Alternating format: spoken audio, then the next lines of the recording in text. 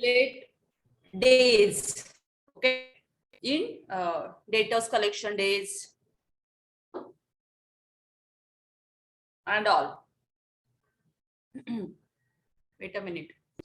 So lot of formulas we have to use, and after using all formula we calculate net operating cycle, right? Raw material holding day and all and all. So if you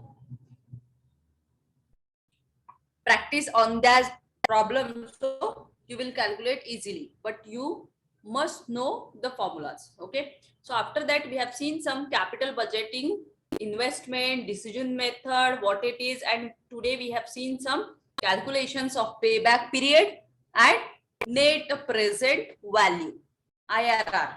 Okay, how we calculate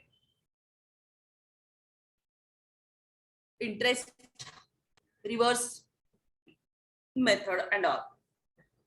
So budgeting, you know, yesterday we have seen some 8 steps of budget, and that is yeah, it's a good idea. You need to know about idea of project, idea of business.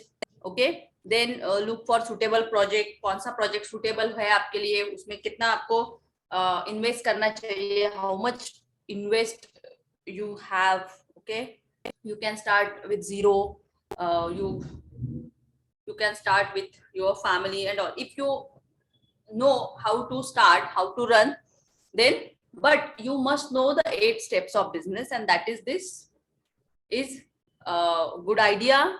Then suitable project you have to choose, identify and consider alternatives. Always हमारे पास alternative होने चाहिए. अगर हमारा एक business बंद हो गया तो दूसरा भी हमारे पास alternative होना चाहिए, substitutes होने चाहिए. Carry out financial analysis capital. You must know how to calculate reports, how to calculate, how to analysis reports. Okay, how to cross verify reports. Yesterday we have seen कि हम जो budget बनाते हैं वो पिछले साल के बजट के ऊपर से ही बनता है, कि पिछले साल हमारा टर्नओवर कितना था, ये साल क्या एक्सपेक्टेड है, क्या अनएक्सपेक्टेड है. सो ऑन दैट बेसिस पे हम कैश फ्लो एंड बजट बनाते हैं. तो उसी के बेस पे हमें, जब आप कोई भी बिजनेस रन करते हो तो आपका एनालिसिस जो पार्ट है ना, थिंकिंग प्रोसेस जो है ब्रॉड होनी चाहिए. यू नो कि कहाँ इन्वेस्ट करना है ना, कहाँ से पैसा आएगा, क्या करना है. So that things should come in your minds always. Now analysis alternatives and identify feasible alternatives. सिर्फ एक आइडिया से काम नहीं चलेगा, right? You should know lot of ideas, lot of alternatives, है ना. अगर ये नहीं हुआ तो क्या करना है, वो नहीं हुआ तो क्या करना है, how to face, how to handle, how to manage. Okay, so that kind of idea comes in your mind. Next, choose the project to undertake. Means what? कि आप जो भी प्रोजेक्ट चूज करते हो उसे अंडरटेक भी करना है, उसे कंटिन्यू करना है, उसे रन करना है. उसमें अगर कुछ प्रॉब्लम्स आ रही है तो उसे सॉर्ट आउट करना है. ऐसे प्रोजेक्ट को चूज करिए जिसे आप कर सको. Monitor project along with rest of organizations. अगर आप ऑर्गेनाइजेशन के भी प्रोजेक्ट कर रहे हो, so you should know how to manage. We have seen lot of sheets, we have seen lot of formats, है ना. तो किसी ने बनाया, आज भी नहीं बनाया. तो जितना आप वर्क करोगे, जितना आप एनालिसिस करोगे, जितना आप इंफॉर्मेशन डाटा कलेक्ट करोगे, उतना आपका प्रोजेक्ट अच्छा बनेगा. और मॉनिटर भी करना है आपको, देखना भी है कि कहाँ क्या आया है ना. मतलब figure to figure, because finance is too much important. एक फिगर भी थोड़ा इधर का उधर हो जाता है तो प्रॉब्लम हो जाती है. तो बहुत ही केयरफुल के साथ वो करना है. और ये तो ऑर्गेनाइजेशन का है, मैनेजमेंट तो छोड़ेगी नहीं आपको अगर आपने गलती की, है ना. So do carefully. Carry audit. ठीक है, ऑडिट इज इम्पोर्टेंट. और जो भी ऑडिट का पार्ट है वो आपको ऑलवेज क्या करना है, कंप्लीट करना है. ठीक है, ऑलवेज कंप्लीट करना है. Now evaluation criteria. What is evaluation criteria? Capital investment proposal, what it is, कि इवैल्यूएशन क्राइटेरिया में नॉन डिस्काउंटिंग क्राइटेरिया आता है और एक डिस्काउंटिंग क्राइटेरिया आता है। तो नॉन डिस्काउंटिंग क्राइटेरिया में हम लोग कैलकुलेशंस देखने वाले हैं, जैसे पे बैक पीरियड है, ARR है, एनुअल रिटर्न जो हम बोलते हैं, कैसे जैसे हम लोग कहीं इन्वेस्टमेंट करते हैं, जैसे पॉलिसीज में है या म्यूचुअल फंड्स में है, तो अभी अगर आप मंथली 1000 रुपीज पे करते हैं तो डेफिनेटली 12 मंथ बाद उसके आपको 12,000 या जो भी इंटरेस्ट आएगा उसका 13-14 जो भी तो उसका एनुअल रिटर्न कितना आता है वो भी कैलकुलेट करेंगे। अभी ये तो ऑर्गेनाइजेशन का है, मैनेजमेंट का है, कंपनी का है, तो उसका किस तरह से फॉर्मेट है, क्या फॉर्मेट में हमें कैलकुलेट करना है वो देखेंगे। डिस्काउंटिंग क्राइटेरिया में जैसे discounted PBP, profit before planning, ठीक है, NPV, net present value, profitability index and interest return क्या है वो हम देखेंगे, ठीक है। So let's start. Non discounting में हम पहले देखेंगे पे बैक पीरियड, ठीक है। पे बैक पीरियड इसका क्या है कि pay back period method it is defined as the number of years required. जैसे लॉन्ग टर्म प्रोजेक्ट होते हैं ना, 10 साल के लिए, 15 साल के लिए, इन्वेस्टमेंट भी हम लॉन्ग टर्म के लिए करते हैं, so that is pay back period. So it is defined as the number of years. जैसे प्रोजेक्ट होता है 5 साल के लिए, 6 साल के लिए, 10 साल के लिए, 3 साल के लिए, 1 साल के लिए, तो उस बेस पे क्या करती है, प्रॉफिट अज्यूम करके cash flow, fund flow, budget बनाती है, ठीक है। So it is number of years required to recover original cost invested in a project, okay. Payback period method, it helps to find out the original cost of project which we have invested on run of project, right? So it has two conditions. Which one? When cash inflow is constant every year, मतलब आपको every month का 50,000 रुपए के cash आ रहा है ना, मतलब उससे ना ज्यादा ना उससे कम, ठीक है। सो कांस्टेंट है, हर साल में आपको पता है कि इतना ही मिलना है ना, तो दैट इज कांस्टेंट होना चाहिए। देन PBP में cash outflow and cash inflow जो है पर है ना सेम होना चाहिए। जैसे 50 आ रहा है, 50 आ रहा है, कोई मतलब नहीं, 50 आ रहा है और 25 आ रहा है तो ठीक है। लेट मी सी, हम प्रॉब्लम देखेंगे इसके। Then when cash inflow are not constant every year, ठीक है। एक तो वो मेथड है जिसमें कैश इंस्टेंट है, कांस्टेंट है, और दूसरा वो है जिसमें कैश जो है वो कांस्टेंट नहीं है, हर साल में चेंज हो रही है, साल में 1 लाख मिला, दूसरे साल में 1.5 मिला, 2 मिला, ऐसे। सो इसका जो फॉर्मूला है PBP कैलकुलेट करने का, पे बैक पीरियड मेथड कैलकुलेट करने का फॉर्मूला है completed years plus required inflow divided by inflow of next year, ठीक है। ये आप स्क्रीनशॉट ले लीजिए कि pay back period is equal to completed years plus required inflow divided by inflow of next year into 12, क्योंकि 12 month का 1 साल होता है। Got it? Next, non discounting criteria क्या है? तो नॉन डिस्काउंटिंग क्राइटेरिया में एनुअल रेट ऑफ रिटर्न, ठीक है, उसमें क्या लेना है, average rate of return method, ARR, average rate of return method means the average annual earning on the project.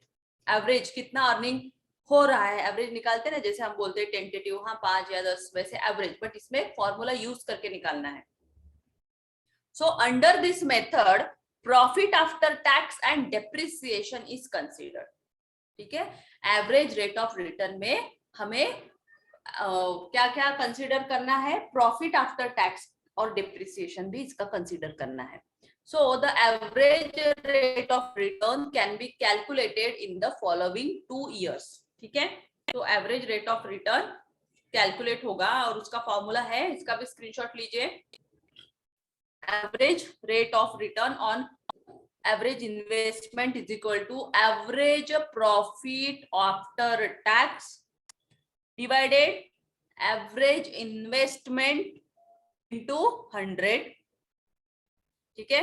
उसके बाद average investment means average initial investment is equal to average profit after tax divided by initial investment into 100, ठीक है।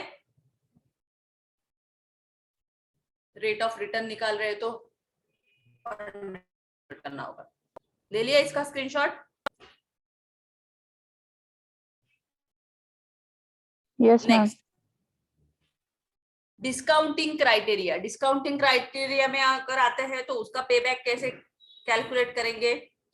तो इसमें दिया है कि in discounted पे back period method cash inflow are discounted by applying the present value factors for different time periods, ठीक है।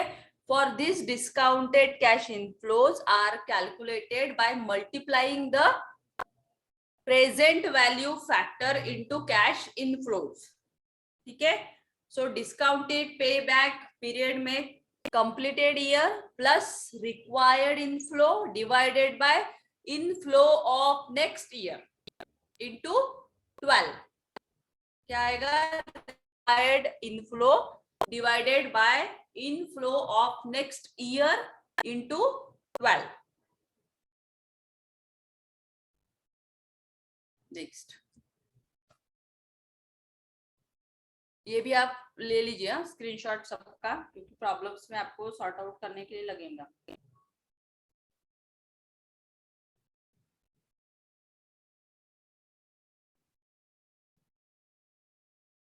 Next discounted criteria pay back period. In discount pay back ये हो गया ना, sorry, discounted net present value. How we calculate net present value? So net present value method में क्या करना है? It is the best method for evaluation of investment proposal. So this method takes into account time value of money, ठीक है। So net present value is equal to present value of inflow minus present value of outflow, ठीक है। Net present value कैसे calculate करनी है? Present value of inflows minus present value of outflow, ठीक है। So next है इसका evaluation of net present value method. Project with higher NPV should be selected. फिर इसमें whichever is higher, whichever is lower, whichever is equal, ठीक है। इस तरह से हम कैलकुलेट करेंगे। So accept if net present value greater than 0, reject में net present value less than 0 and may और मे नॉट एक्सेप्ट 0। इस तरह से इस फॉर्मूले में हम क्या, अगर ग्रेटर देन आता है तो एक्सेप्टेबल रहेगा प्रोजेक्ट, है ना। प्रोजेक्ट मतलब कभी भी कोई भी प्रोजेक्ट मिलता है ना गवर्नमेंट का, तो जितनी भी बड़ी बड़ी ऑर्गेनाइजेशंस होती है तो पहले ये कैलकुलेशन करती है। अगर आपको प्रोजेक्ट मैनेजर बनना है तो आपको ये कैलकुलेशंस आने चाहिए। जब आपको बैंक कंपनी बोलेंगे कि हमें ये प्रोजेक्ट में काम करना है, जरा इसका प्रॉफिट निकाल के बताओ, तो आपको ये सारे कैलकुलेशंस आने चाहिए, ठीक है। और फिर आपको डिसीजन देना है कि यस इट इज प्रॉफिटेबल और इट इज नॉट प्रॉफिटेबल। सारे कैलकुलेशंस मतलब सिर्फ एक कैलकुलेशन नहीं होता है, 4-5 वे से उसको कैलकुलेट करना होता है, ठीक है। उस पे अगर आपका प्रॉफिट रहेगा तो ही आपको मैनेजमेंट अप्रूवल देंगी वो प्रोजेक्ट पे वर्क करने के लिए। अदरवाइज अगर आपका 0 आता है तो आपकी तो मेहनत बेकार है। हाँ, एज ए लर्निंग के हिसाब से आप कर रहे हो तो दैट इज गुड, बट ज्यादा इन्वेस्टमेंट हो, ज्यादा ये हो तो कंपनी ना के बराबर ही रहती है। बहुत सारे गवर्नमेंट के प्रोजेक्ट होते हैं लेकिन वो प्रॉफिट इंक्लूडेड ही होते हैं। जैसे अगर किसी का फिक्स कॉस्ट रह गया है कि नहीं हम लोग इतना ही देंगे और आपने कैलकुलेट किया कि नहीं अभी तो इतना मार्केट में रेट चल रहा है, क्योंकि जितने भी मशीनरीज और ये पार्ट है इसका तो डे बाय डे चेंजेस होता रहता है, तो उस हिसाब से अगर आप कैलकुलेट करोगे तो आपका तो बैठेगा ही नहीं रेट, क्योंकि हर चीज का रेट है ना, उसको कैलकुलेट करना है। तो उसके हिसाब से जो प्रोजेक्ट का कॉस्ट होगा वो तो मैच ही नहीं होगा। उसको मैच करने के लिए ये सारे फॉर्मूलेज यूज करके फिर उसका आप आइडिया लगा सकते हो कि इट इज प्रॉफिटेबल और नॉट, ठीक है। नेक्स्ट, डिस्काउंटिंग में जो होता है उसमें भी दिया है कि if it is discounting criteria, profitability index जो है वो क्या रहेगा कि as the NPV net present value method is, it also shows that project is accepted or not. If a profitability index, okay, if a profitability index is higher than 1, एक से ज्यादा है, the proposal can be accepted. ठीक है, तो proposal क्या हो सकता है आपका, एक्सेप्ट हो सकता है, otherwise pi profitability index greater than 1 और रिजेक्ट में लेस देन 1, अगर ऐसा आया तो इसका फॉर्मूला ऐसा रहेगा। और कैसे कैलकुलेट करेंगे इसको हम, profitability index is equal to total cash inflow divided by total cash outflow, right?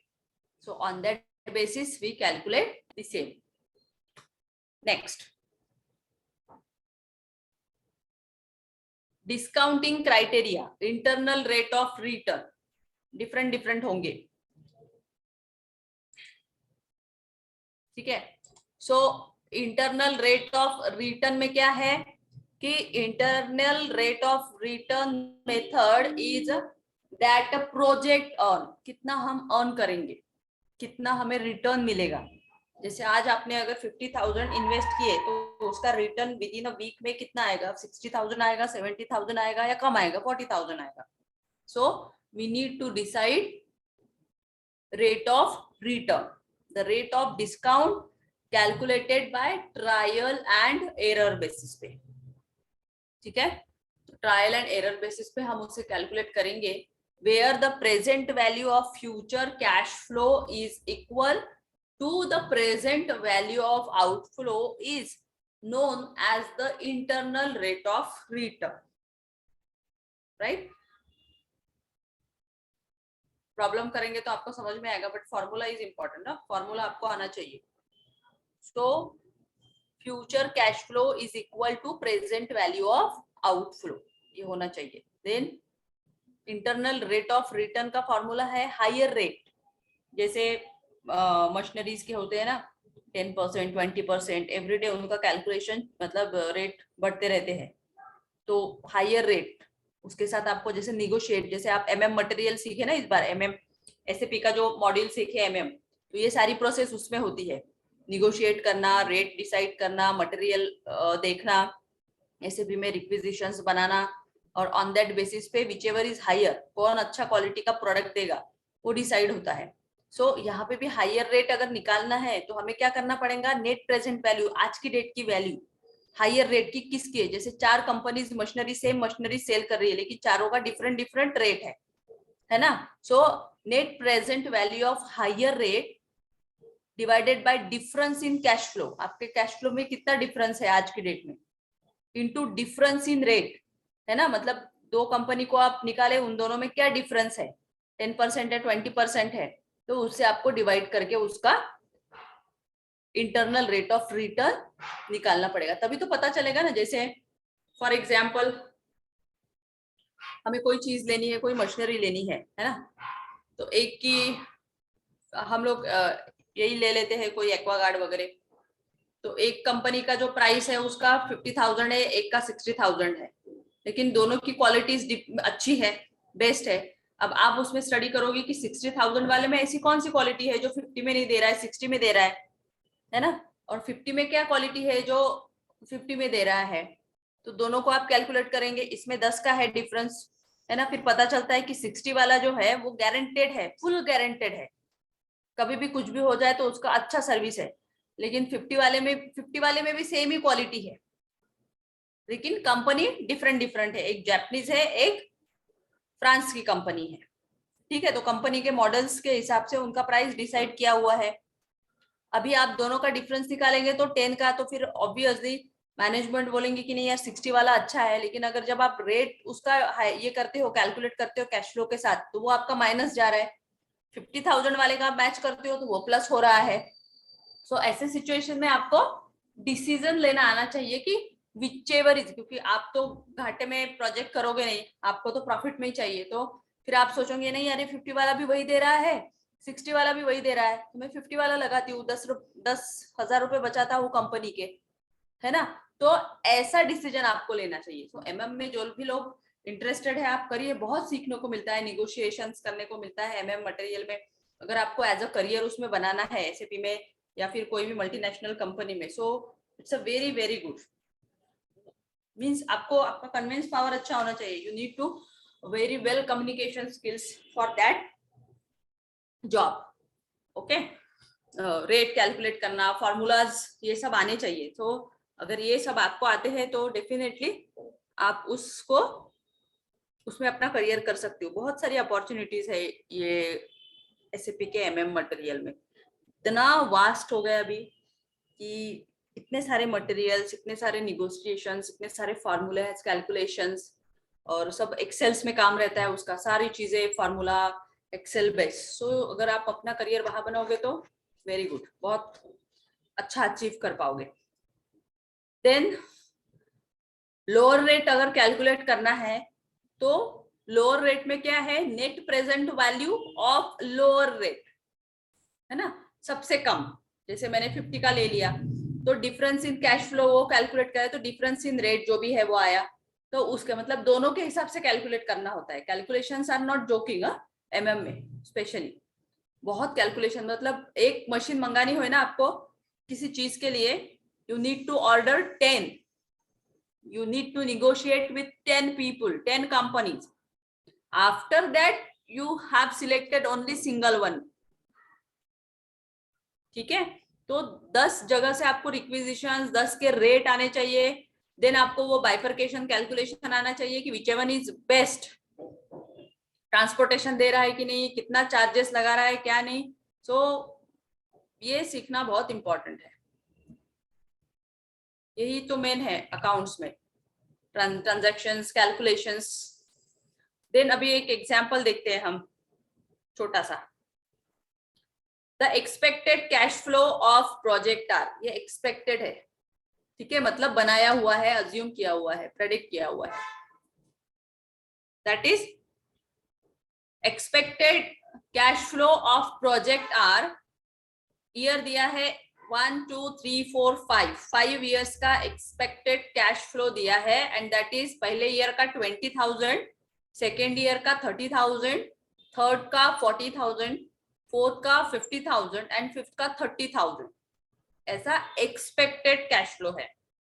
So the cash outflow is ₹1 lakh every year का, या फिर 5 साल का, ऐसा पकड़ के चलो, क्योंकि इन्होंने यहाँ पे दिया नहीं है कि कैश आउटफ्लो ये 5 साल का है या ईयर बेस पे है। So we just consider that every year. The cost of capital is 10%। Capital कितना लगा आपका, 10%। So calculate the following: net present value, profitability index जो हमने जब भी देखा, ठीक है, interest rate of return, payback period, discounted payback period, ठीक है।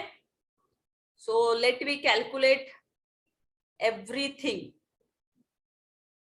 राइट। इसका स्क्रीनशॉट लीजिए आप।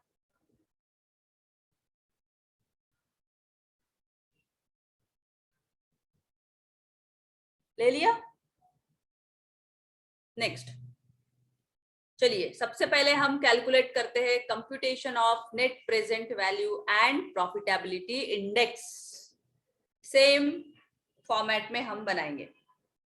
ईयर ले लिए हमने 5, एक्सपेक्टेड कैश फ्लो हमने लिख लिया 20,000, 30,000, 40,000, 50,000, 30,000, ठीक है।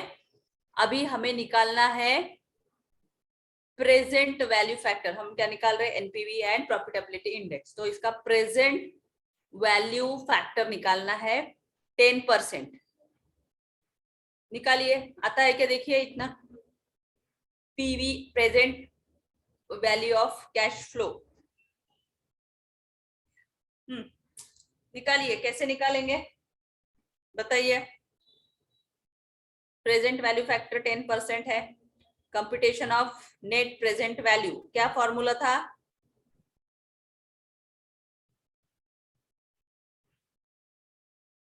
यहाँ पे दिया है टोटल कैश इनफ्लो, फिर लेस कैश किया है जो आउटफ्लो, और फिर उसका एनपीवी निकाला है, और फिर उसका प्रॉफिटेबिलिटी इंडेक्स निकाला है। बताइए how we calculate? Anyone have idea? बोलिए, अभी इतने सारे फॉर्मूले देखे ना, ये आप ही बताएंगे मुझे।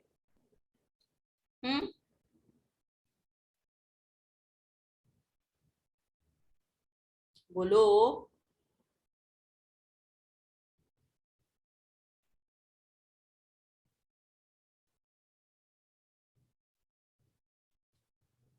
मैंने स्क्रीनशॉट लेने को बोला था आपको।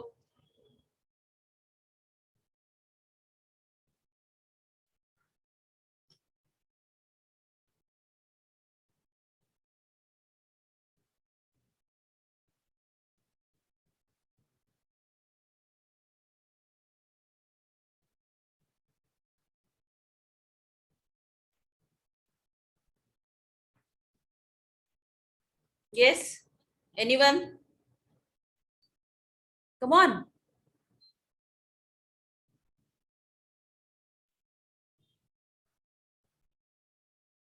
नहीं आ रहा है किसी को भी?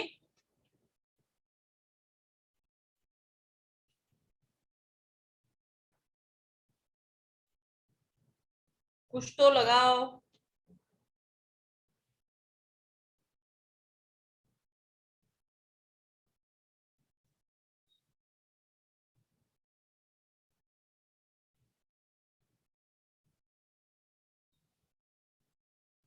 बोलो जल्दी। डोंट कीप क्वाइट, गलत हुआ तो भी चलेगा। I am here, but let's speak.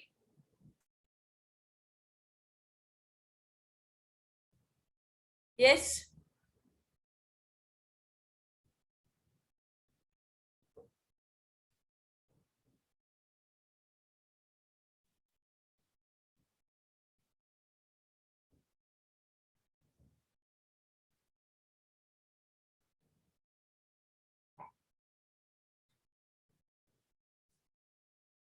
बोलिए how we calculate PV factor?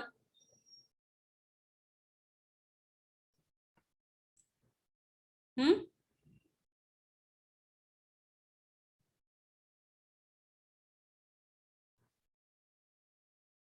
Net present value कैसे निकालनी है? देखिए मैं फिर से बताती हूँ, बहुत ही इजी है, आप थोड़ा सा दिमाग लगाइए। कुछ भी नहीं है इसमें।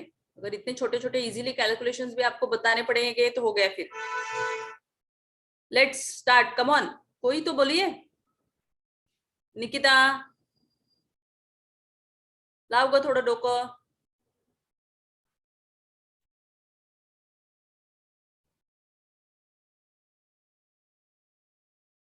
बताइए क्या करना है। कैश फ्लो कितना दिया है? 20,000। ठीक है। अब हमें यहाँ पे क्या बोला है कि the cost of capital is 10%, है ना? कॉस्ट ऑफ कैपिटल कितना है? 10%। 10% मतलब कितना हो गया? कितने का कितना निकालना है? अभी तो बोलिए। प्रेजेंट फैक्टर, प्रेजेंट कितना है हमारे पास? 20 है। 20 का 10% कितना आता है? 2000 आता है। ऐसे ही बोलेंगे ना आप? सही है कि नहीं? Yes ma'am. हाँ, एम ऑडिएबल? जोरात बोला, जोर से बोलिए। Yes ma'am. हाँ, तो फिर कैसे कैलकुलेट करेंगे? कमॉन कमॉन, बहुत नजदीक है आप। Let's start. इतने कैलकुलेशंस किए हैं यार, कॉमर्स में सीखे हैं, फाइनेंस लिया है, इतने सारे, बहुत सिंपल है। Let's start.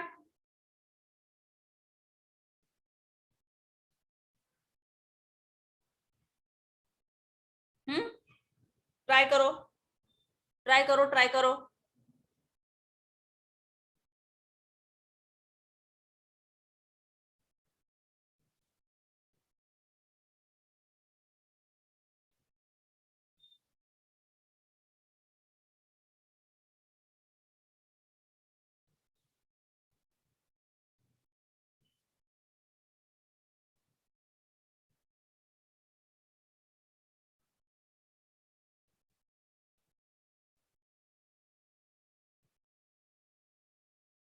नहीं आ रहा है? नहीं आ रहा है क्या? यस और नो?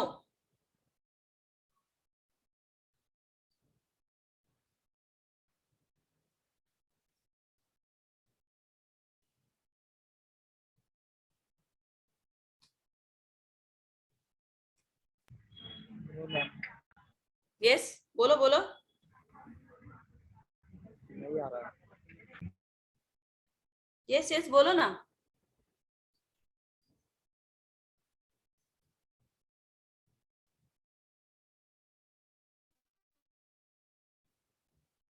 मेरा तो आ गया बाबा।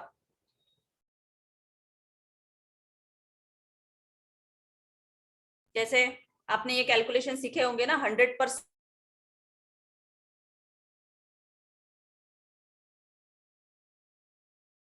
100 प्लस 10%, ऐसा ही कैलकुलेट करते थे ना हम। भूल गए क्या इंटरेस्ट कैलकुलेशन?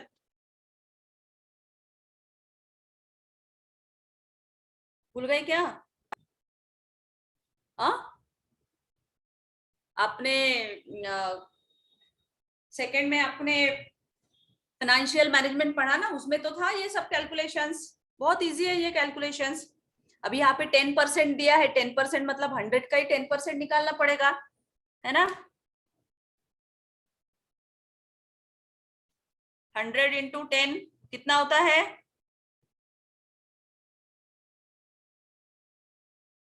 100 प्लस 10,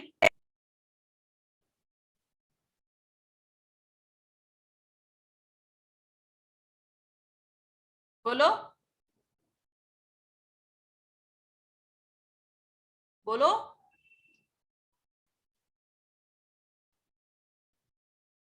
करो।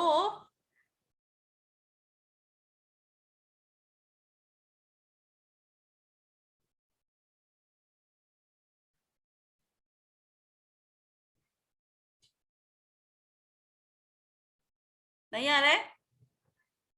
यस और नो?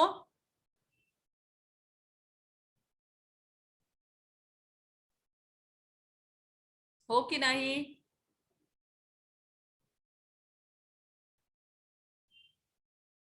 नहीं मैम हाँ, यस। नहीं आ रहा। नहीं आ रहा है? और कौन है निकिता, लड़कियों में कोई?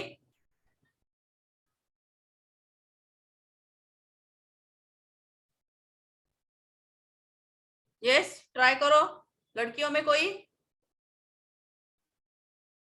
नहीं आ रहा है?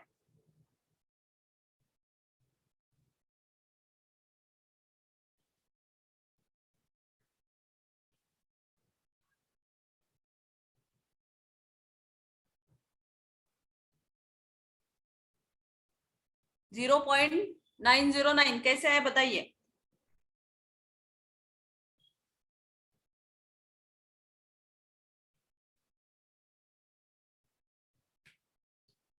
हंड्रेड प्लस 10 कितना होता है?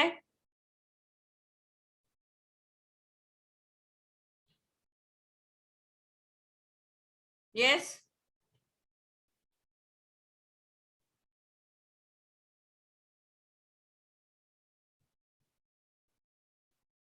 यस बोलिए।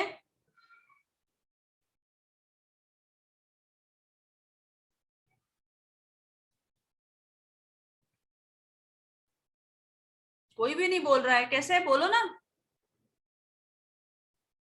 कैलकुलेशंस।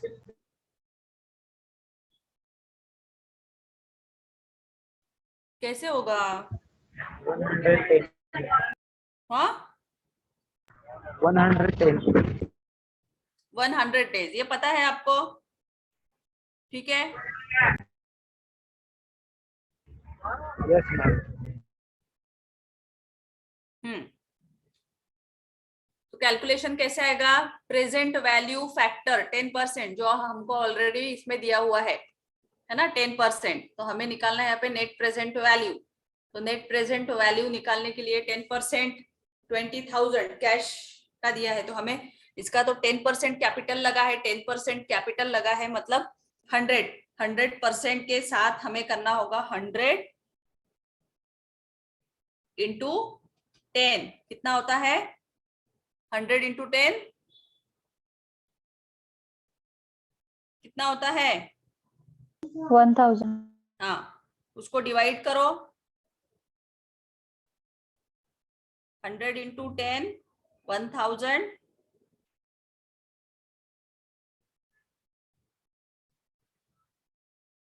राइट.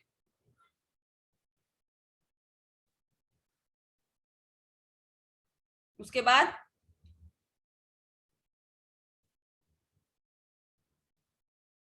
उसके बाद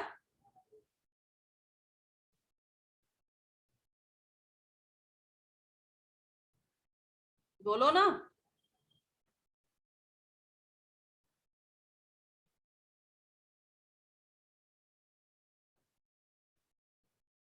दूसरा भी आप फॉर्मूला यूज कर सकते हो इसमें.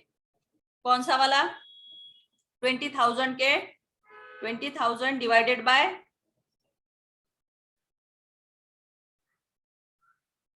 ये आएगा नहीं, लेकिन इसमें बैठेगा नहीं इसमें, क्योंकि वो ये है, नहीं आएगा इसमें.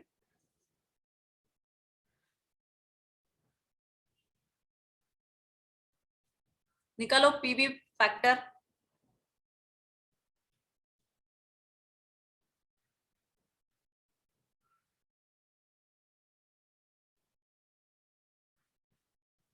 एक सेकेंड ना. Into 10%.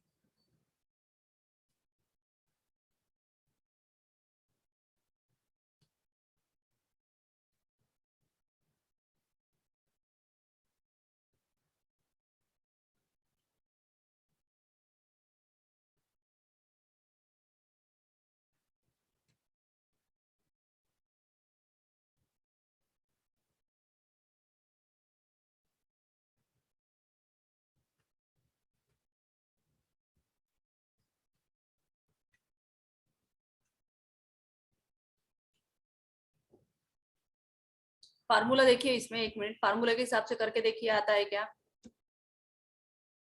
Net present value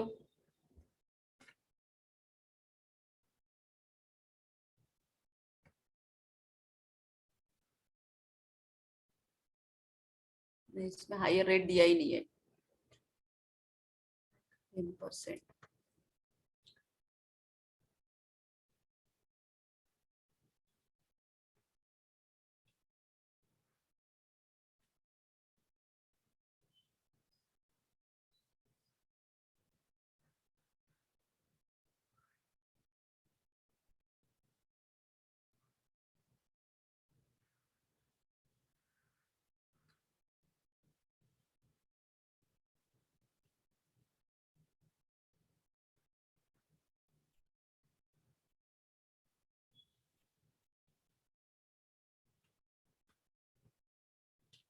yes. नहीं आ रहा है कैलकुलेशन.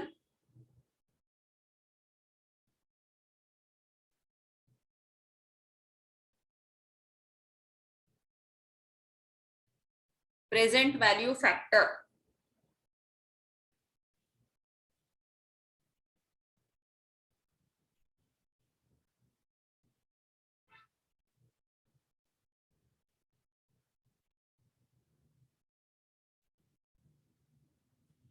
एक सेकंड ना.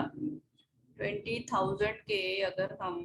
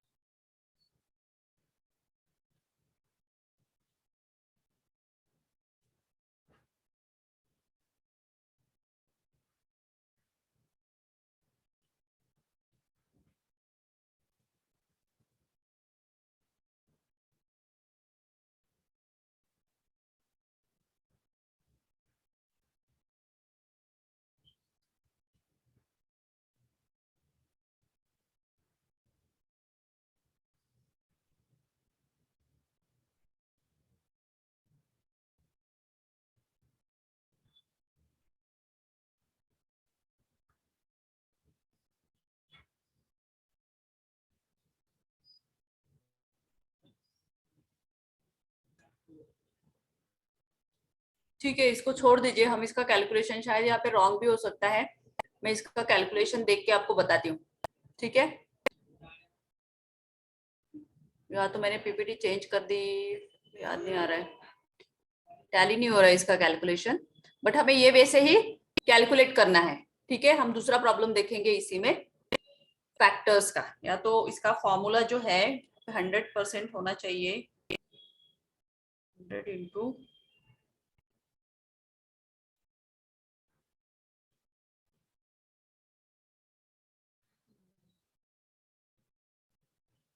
ठीक है। तो आप सिर्फ ध्यान में रखिए, ये प्रॉब्लम हम कंप्लीट करेंगे बाद में, क्योंकि अगर यहाँ पे ये मेरा अगर कैलकुलेट होता है तो ये सारे भी कैलकुलेट होने चाहिए। इसका जो इक्वेशंस है ये सारे 1 2 3 4 5, ठीक है। तो ये जो प्रॉफिट है, ये जो वैल्यू है, इसके साथ ये जो फॉर्मूला है कैश इनफ्लो माइनस 1 लाख, फिर इसका आउटपुट निकालेंगे और ये हम एक्सेल में सॉल्व करने की कोशिश करेंगे, एक्सेल में ही बनाएंगे इसको। बट अभी भी अगर हम इसका फॉर्मूला यूज कर रहे हैं, लेकिन या तो फिर ये वाला जो परसेंटेज है यहाँ पे दिया हुआ प्रॉब्लम में, वो अभी है नहीं मेरे पास, but let we try. Okay, so on that basis हम इसी पे बेस पे हम IRR कैलकुलेट करेंगे। ठीक है, तो इसका कैसा दिया है, पीवी फैक्टर 19% यहाँ पे लिया हुआ है ना। जैसे कैश फ्लो का 19%, फिर 18%, 1 बाय 1 इसको डिवाइड किया है। जैसे यहाँ पे कहीं दिया नहीं है इसका, ठीक है। तो इसका कैलकुलेशंस एक्सेल में ही करना होगा, ताकि उसका फॉर्मूला होगा और उस फॉर्मूले में हमें, मैं ढूंढ रही हूँ वो शीट बट मुझे मिल नहीं रही है, बट नो इशू, मैं इसको देखती हूँ, शायद मेरे पेन ड्राइव में हो। ठीक है, तो इसी फॉर्मेट में हमें नेट प्रेजेंट वैल्यू और present value of cash flow divide करना है। ठीक है, net present value and present value of cash flow. फिर इसी के बेस पे हम interest, rate of interest, annual rate of return, जो यहाँ पे हमने फॉर्मूला यूज किया है, higher rate minus net present value of higher rate और डिफरेंस इन कैश फ्लो, जो भी था प्रॉब्लम में दिया हुआ, उसी हिसाब से हम कैलकुलेट करेंगे। सो डिफरेंस इन रेट जो आएगा IRR, इन्होंने 19 लिया है, जो कैलकुलेट करना पड़ेगा हमें, और उस हिसाब से इनका जो रेशो आ रहा है वो 18.7% आ रहा है। कितना आ रहा है, 18.7%। ठीक है, अभी इसका अगर पे बैक पीरियड निकालेंगे तो पे बैक पीरियड बहुत सिंपल है। जैसे यहाँ पे पहले साल का 20,000 दिया है, सो 20 प्लस नेक्स्ट ईयर में उसको ऐड किया, कितना आया 30, सॉरी 20, ये एज इट इज था पहली फ्रीक्वेंसी उसका कैश फ्लो नेक्स्ट ईयर में, फिर 30 में 20 ऐड किया 50 हो गया। ठीक है, 50 में ये 40 ऐड किया 90 हो गया, 90 में 50 ऐड किया 140 हो गया, 140 में 30 ऐड किया तो 170 हो गया। ठीक है, तो ये उसका क्यूमुलेटिव, ये आप ऐसे भी निकाल सकते हो पे बैक पीरियड, जो क्या होगा, नॉन डिस्काउंटिंग वाला, जिसमें डिस्काउंटिंग का रेशो नहीं है। डिस्काउंटिंग वाला है तो आपको ईयर वाइज उसका डिस्काउंट 10% 20% वो डिफरेंट के हिसाब से निकाल के फिर उसको कैलकुलेट करना है। तो उसका भी फॉर्मूला यहाँ पे दिया है कि completed years plus required info divided by inflow of next year into 12। ठीक है, तो आपका पे बैक पीरियड का निकलेगा। जैसे यहाँ पे 3 इयर्स का दिया हुआ है, 5 इयर्स का दिया है, तो इस हिसाब से जैसे यहाँ पे 5 इयर्स का दिया हुआ है 1 2 3 4 5, तो हम 5 इयर्स का कैलकुलेट करेंगे एज पर गिवन कैलकुलेशंस। ठीक है, यस, नेक्स्ट।